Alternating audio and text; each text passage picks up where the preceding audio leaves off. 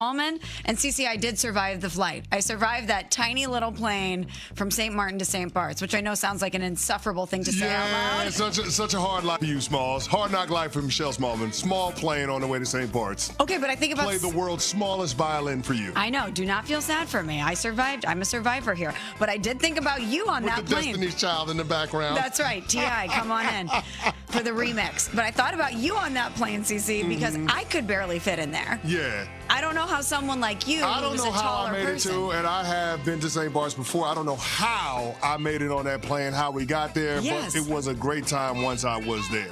But you went on that little plane with no air conditioning and no weight distribution. Yeah, it's a little sketch.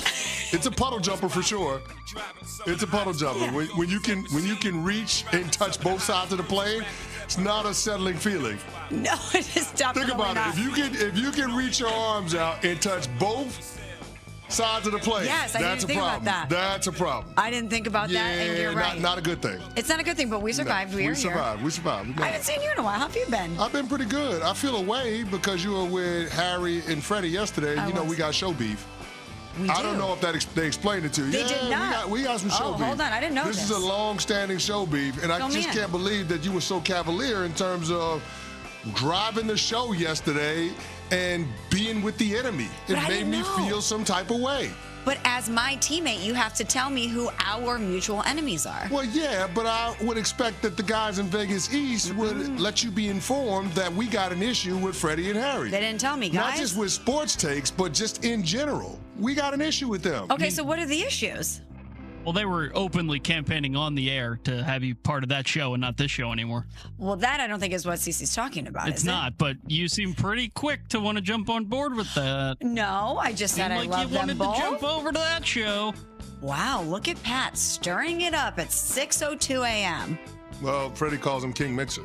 He is the King Mixer. Yeah, but I mean, we got. Beef? I mean, there's several things. Okay. I think it's too lengthy to outline right now. Maybe I have to come up with a candy power ranking. Yes, Top 5 please. reasons why we got show beef with Freddie and Harry. I want that. But we do have beef. 5. It's a real thing. Oh, okay. And the fact that you were just so comfortable, so cavalier, yucking it up with them yesterday, I don't know, made me feel away.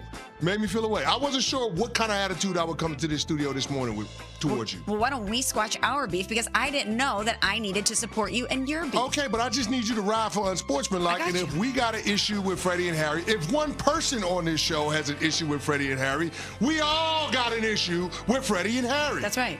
Yeah. Your issues are my issues. And it's not just the vice bad versa. sports takes. Okay, so you're gonna ride with me on any beefs I have then? Yes. Well, you know who I can't stand is the Kroenke family. Oh. So we got beef with them. Yeah. And that includes the Denver Nuggets. Yeah. And they're in the news. They are in the news. And maybe it will work to my advantage. Josh Kroenke like them headlines, don't he? Josh Kroenke liked them headlines. I don't know why they would want these headlines. He loves the sound of his own voice. I don't know why he would want these headlines, but the Denver Nuggets are in the news again because their superstar Nikola Jokic, he will not seek a contract extension this summer, delaying talks until next summer, a league source confirmed to us here at ESPN yesterday. Jokic has 3 years remaining on a 5-year, $276 million contract extension that he signed back in the summer of 2022. He's, of course, a 3-time MVP. He has a player option, and the final year of the deal worth $62.8 million in 2027-2028, but he is eligible to sign a 3-year, $200 million extension up until October 20th. That's according to our Bobby Marks. Now, CC, people are maybe trying to read into this. Is he wanting to explore his options? Is he wanting to see what Denver does to continue to build around him as far as a contender is concerned? Is this about the financials? Well, by waiting until the 2026 offseason to work on an extension, Jokic is able to add a 4th year at an additional $77 million. So there is financial benefits for him to wait in order to negotiate this deal. But when you first saw this, that he's not going to seek a contract extension this summer and that it's still going to be a little bit of gray area between he and the Denver Nuggets, what was your reaction? My reaction was it's something to watch because on its face, it's about the financials. You're talking about him having 2 years with $104 million left on that deal. He's eligible this offseason to sign a 3-year, $212 million extension, but if he waits a year, it'll be a 4-year, $282 million extension next summer. So it comes down to the reality that it's more money for Jokic if he waits. But there's also risk involved for the Denver Nuggets if he does wait, in terms of seeing how close the Denver Nuggets are to competing for a title in the Western Conference. When you look at everything that's happened around the West this offseason, with Kevin Durant going to Houston and the Oklahoma City Thunder winning the championship, the Minnesota Timberwolves, the Golden State Warriors, the Dallas Mavericks, San Antonio Spurs, all of these teams are going to be vying for Western Conference supremacy. And so when Nikola Jokic puts it on the record at the end of last season that he's frustrated because of the lack of depth on his team, not allowing them to compete at the highest level, the starters not having enough gas at the end of the season when the games matter the most, the organization was put on notice. That was the first shot. This is the second one. And it's got to be an unsettling feeling if you're Josh Kroenke, if you're a part of the KSE group, and you're going into next summer with Nikola Jokic not having signed an extension. Right. Because now you're a year away from true free agency. Now, we know he's not going to get to free agency. Whether he ends up staying in Denver or he goes somewhere else, it'll ultimately be a sign and trade because he'll force his way out. But as you get closer to that true free agency date, the pressure ratchets up on the Denver Nuggets in order to appease Jokic and make him feel like they are going to do right by him while he's in the heart of his prime. You are talking about a player that's 30 years old and is a 3-time MVP. He is at the height of his powers. Yep. He is the best player in the world, No period. doubt. Period. There is no shortage of teams that will want him. Listen, if the Denver Nuggets put him on the trading block, you're talking about 29 other teams calling him, seeing what's up. Can you imagine? Yeah, like that's the reality of the situation that they're in, which makes it even more maddening why Josh Kroenke, a couple of weeks ago, would mention the God forbid of having to trade number 15.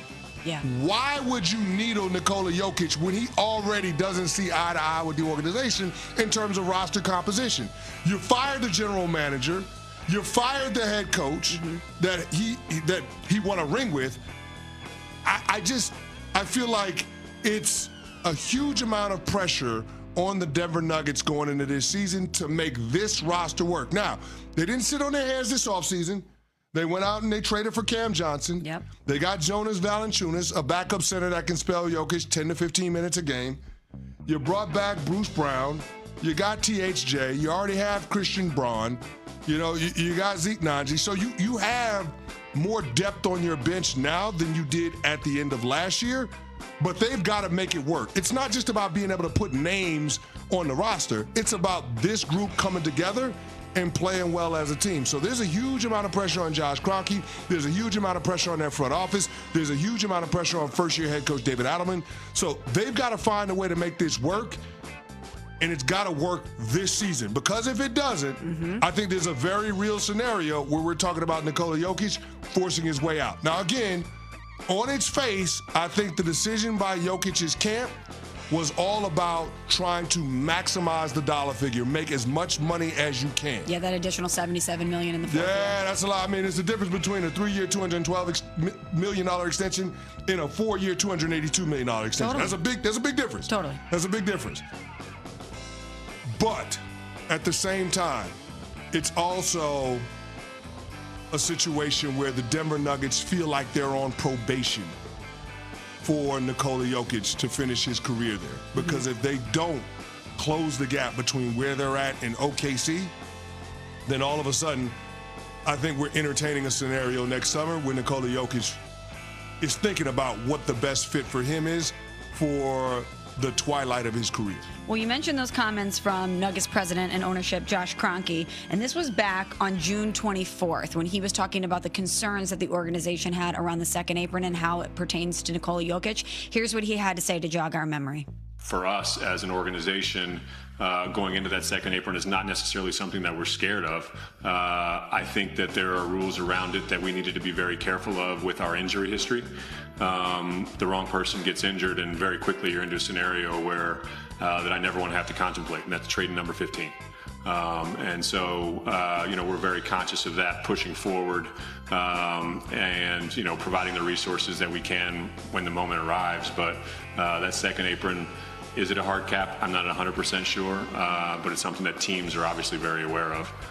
Cece, it's been a couple weeks since we first heard that soundbite from Josh Kroenke, and I still can't believe that he would even say those words out loud about entertaining a world where number 15 would not be with the Denver Nuggets organization. But you make a good point in the fact that not only is he, Jokic, waiting because it's financially beneficial for him if he waits, but this is an organization in flux. You have a new head coach, you have a new front office, you're tinkering with different pieces around him, and he's also deciding, okay, not only am I going to wait and figure out how this is going to benefit me financially, but I need to see how this plays out. I need to see what this new regime and this new look Denver Nuggets team is going to look like, and if it's going to be a place for me to actually be able to compete for championships moving forward.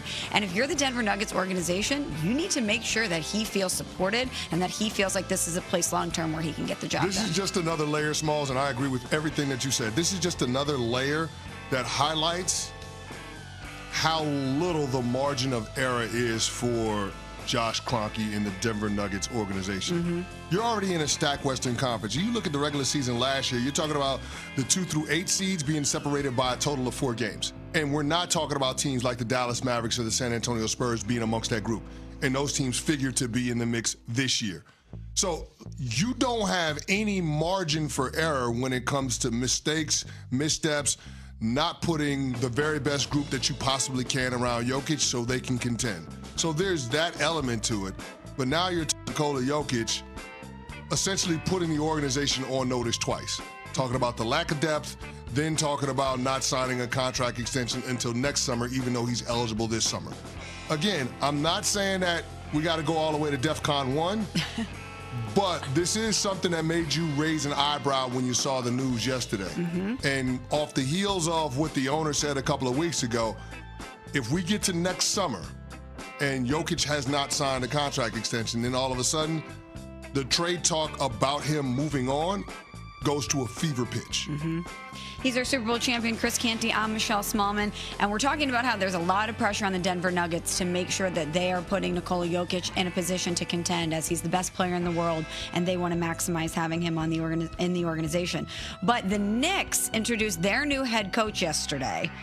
Does he have more pressure on him than anyone in the NBA or anyone in sports, period, to get the job done? We're going to talk about it next. It's Unsportsmanlike, presented by Progressive Insurance.